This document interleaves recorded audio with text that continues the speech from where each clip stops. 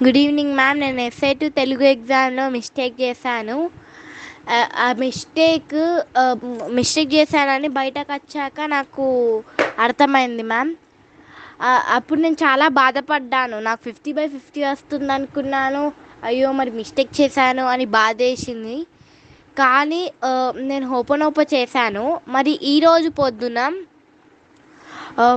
నా paper correction చేస్తున్నప్పుడు మా ఫ్రెండ్ ద్వారా బై మిస్టేక్ నీళ్ళు పడ్డాయి మ్యామ్ నా పేపర్ మీద.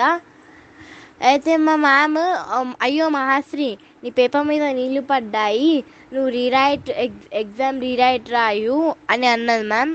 అయితే నేను ఎగ్జామ్ రీరైట్ రాసేసాను. ఇంకా మిస్టేక్ని కూడా కవర్ చేసేసాను మ్యామ్, రైట్ చేసేసాను.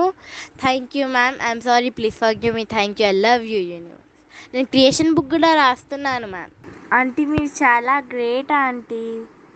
నేను కూడా ఎగ్జామ్స్ బాగా రాస్తున్నాను.